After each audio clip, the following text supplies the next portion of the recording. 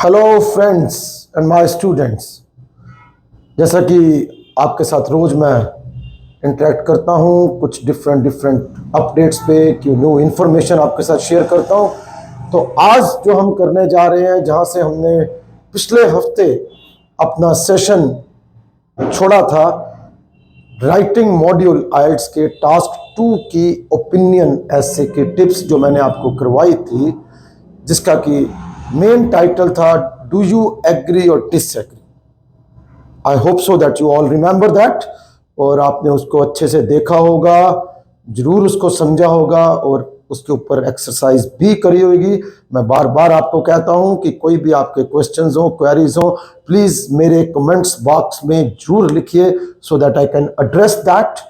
और एक बार फिर वही आपसे रिक्वेस्ट कि मेरे यूट्यूब चैनल को, इंग्लिश वर्ल्ड के यूट्यूब चैनल को जरूर सब्सक्राइब कीजिए, लाइक कीजिए, शेयर कीजिए, ताकि हमारी और आपकी जो इंटरेक्शन है, जो दोस्ती है, एक लॉन्ग टर्म रिलेशनशिप चलता रहे। तो आज I am coming on to take up the task to opinion essay, specifically part 2 of opinion ऐसे।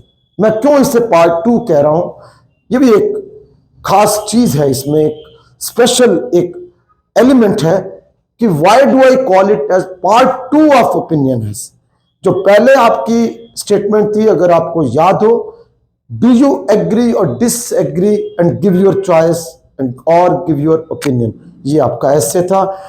अब जो आपको स्टेटमेंट मैं आपके साथ शेयर करने जा रहा हूं, वो स्टेटमेंट क्या है students?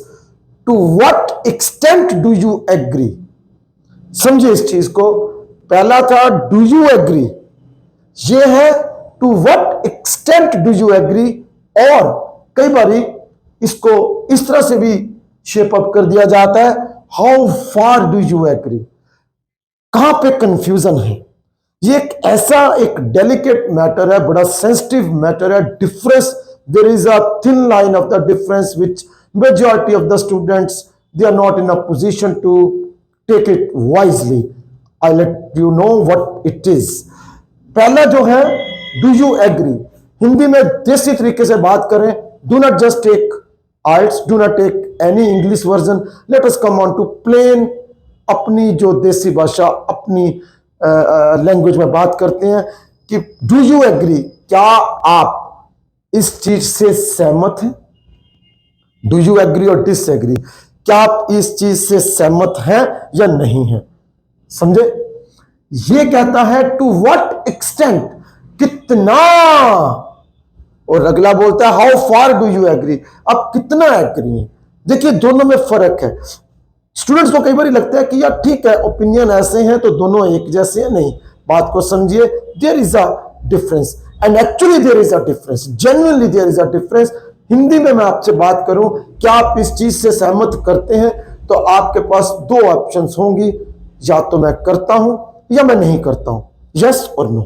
Either I am fully with this और आई एम नॉट। परफेक्ट। यहां पर बात क्या है? टू व्हाट एक्सटेंट, कितना एग्री करता हूं। अब देखिए, जो डू यू एग्री है, दोनों पोजीशंस क्लियर हैं, फुल्ली एग्रीड और फुल्ली डिसएग्रीड। अब यहां पर, अब मान लीजिए मैं आपसे एक वैसे ही सवाल करूं कि आप कितना एग्री हैं। अब हर बंदे का जो एग्रीमेंट है, the proportion of the agreement, वो हर एक पर्सन की अलग अलग हो सकती है। हो सकता है मैं किसी चीज को ये कहूं कि मैं तो इससे 90% एग्री हूं, जो मेरे साथ वाला है वो मेरे साथ ना जाए, वो कहे नहीं जी नहीं, मुझे तो लगता है कि it should not be more than 70%, maximum 80 लगा लो जी। कोई और तीसरा पर्सन है, वो कहेगा नो नो नो, मैं तो 50-50 की बात करता हूं जी। या कोई ऐसा भी आ जाए कि नहीं जी, 20 से 30% एग्री करता हूं। यानी कि एक चीज मान के चलिए कि हर एक का जो रेशियो ऑफ एग्रीमेंट है वो डिफरेंट है। डू यू एग्री में मैं दो ही चीजें चुनूंगा, या तो जाऊंगा उसके साथ या नहीं जाऊंगा, लेकिन इसमें मुझे अपनी एक डिग्री ऑफ एग्रीमेंट डिसाइड करनी होगी, और वो सबकी अलग अलग हो सकती है। अब एक छोटी सी आपसे बात शेयर करता हूं, चाहे आप इसको एक जोक में लें but you can connect that humorous kind of a thing with your this essay also. आप घर पे गए और आपने घर पे आपने पूछा कि मुझे खाना खाना है, तो आपके मदर, आपके वाइफ, जो भी किचन की हेड है, वो पूछेंगी कितना बना दूं, कितनी रोटी खाओगे, राइट? समझिए इस चीज को। और आप बोलो जी जितनी मर्जी बना दो, तो जितनी मर्जी नहीं, you have to fix a figure. Now you will put the second person in the confusion. वो कहेगा 4, 5, हर एक की अपनी एक फिक्स कैपेसिटी है। कोई बंदा 2 रोटी खाता है तो वो कहेगा मैं 2 ही खाऊंगा, कोई 4 खाता है, कोई 6 खाता है, व्हाटएवर। लेकिन जहां पर बात डू यू एग्री की आएगी, तो आपके पास एक फिक्स रहेगा ना कि मैं इतना। तो हाउ फार में अलग अलग चीजें हैं, आप इस चीज को समझिए।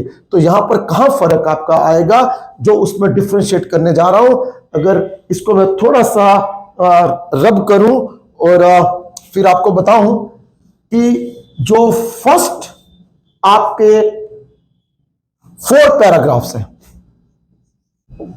जो फर्स्ट आपके 4 पैराग्राफ्स हैं, that is almost same. Means उसमें भी हम ऐसे ही करते थे कि इंट्रोडक्शन, फिर आपका कंपैरिजन तो था ही, यानी कि इसमें भी कंपैरिजन होगा, लेकिन इसमें थोड़ा सा आपको ये ध्यान रखना है। पर्सनली आई डोंट प्रेफर कि आप इसमें डिक्लेयर करें। अगर आपको ध्यान हो, मेरा पिछले वाला ऐसे, उसमें मैंने आपको कहा था कि डिक्लेरेशन मैंडेटरी है। आप अपनी इंट्रोडक्शन, जो आपका फर्स्ट पैराग्राफ आप ओपन करेंगे, उसमें आप डिसाइड कीजिए, you have to select a particular position, then with the concrete evidence into your body paragraphs you have to put up the evidence, convincing evidence, और जो लास्ट में है उसको आप कंक्लूजन में उस एविडेंस को सम अप करेंगे, डिफेंड करेंगे that why did I pick up this particular position। तो उसी को आप रीस्टेट करेंगे। that is the point। I just take you back to that lecture that your conclusion is reconnecting, restating your introduction, कि जो आपने introduction में decide किया था, now you have to put it back that this was the reason, this was the evidence।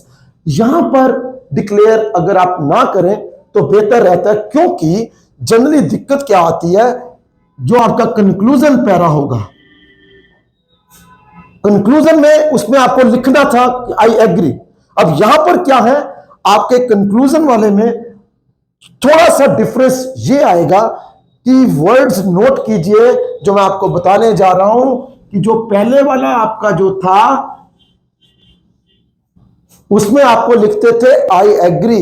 इसमें आपको ये ध्यान रखना है कि कंप्लीट एग्रीमेंट आपका नहीं होगा, कंप्लीट एग्रीमेंट आपका नहीं होगा। कंक्लूजन में you will put up the words. अगर आप किसी चीज के साथ कम एग्री करते हैं, say like I slightly agree, I agree to the little extent.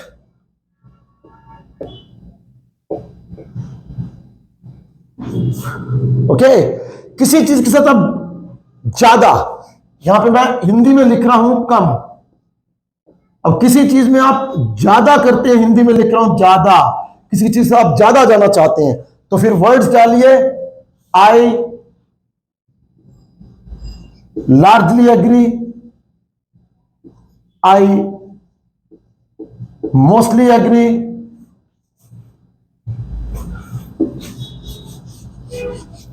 onwards you can also pick up the word I majorly agree, I agree to the larger extent,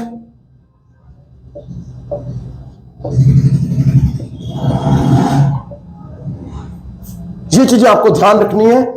इसीलिए मैंने आपको बोला कि क्यों इसमें आप स्टार्ट में डिक्लेयर ना कीजिए, सोचिए अगर आपने डिक्लेरेशन में ये वर्ड डाल दिया that I agree with the statement और नीचे आपने कर दिया आई स्लाइटली एग्री, तो देयर इज अ डिफरेंस। आप अपने ओपिनियन को ही कॉन्ट्राडिक्ट कर रहे हैं, क्लैश कर रहे हैं कि एक तरफ हिंदी में आप लिख रहे हैं मैं एग्री करता हूं पूरा, कंक्लूड आप कर रहे हैं मैं थोड़ा सा एग्री करता हूं, देखिए दोनों में क्लैश आ गया। तो बेहतर है आपको ये ध्यान रखना होगा कि या तो डिक्लेयर कीजिए ना सीधा कंक्लूजन में कीजिए, अगर आपने कर दिया तो आपको ये चीज अपने दिमाग में रखनी पड़ेगी कि मैंने ऊपर क्या मेंशन किया था, ताकि जो कंक्लूजन वाले जो आपके वर्ड्स आए they should be quite in line, they should be quite in I would say consonance with the word that you picked up into your introduction as a declaration। ये ध्यान रखिएगा क्या वर्ड आपने नहीं डालने। मैं दोबारा से रिपीट कर रहा हूं, अगर आप किसी चीज के साथ कम एग्री करते हैं तो put up the word I slightly agree, I agree to the little extent, ज्यादा कर रहे हैं I largely agree, I majorly, I mostly, I agree to the larger extent.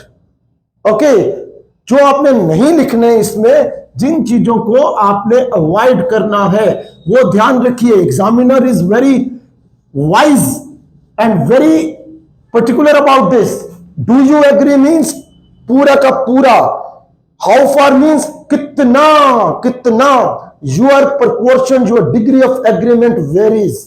अब क्या आपने नहीं करना, मैं हिंदी में लिख रहा हूं, जो आपने वर्ड नहीं डालने हैं आई कंप्लीटली एग्री, ये नहीं डालेंगे। आई टोटली एग्री नहीं डालेंगे। आई फुल्ली एग्री नहीं डालेंगे, ये ध्यान रखिएगा। सो ये था आपका second part of the opinion ऐसे। डिफरेंस अगेन बता देता हूं, पहला था डू यू एग्री, या तो मैं पूरी पोजीशन एग्रीमेंट की लूंगा या उसके अगेंस्ट लूंगा। यहां पर क्या है, कितना कितना, एंड एवरीबॉडीज कितना is always a different. I can not just measure that how much कितना I have and how much कितना the other person has. So it's all a varying degree of the agreement. So you have to just take care of that कि ये words आपने नहीं डालने। आई slightly डालिए, I largely डालिए, I agree to a larger extent डालिए, but please do not try to put up the words I completely agree, I fully agree, I totally agree. That will have a contradiction, that will clash with the statement plus the introduction and the conclusion. It will be a mismatch. इस चीज को avoid कीजिए। तो this was the part 2 दोस्तों। मैं कोशिश करूंगा कि इसी वीक में आपको जो इसका अगला डिस्कशन है उसको भी आपके साथ शेयर करूं। टिल देन इसके ऊपर एक्सरसाइज कीजिए। मेरे कमेंट्स बॉक्स में कुछ आपको क्वेश्चन पूछना है जरूर डालिए, और हमारे इस चैनल को do subscribe, like it and share it. Thank you very much. English world, Yamunanagar, Haryana. Thank you.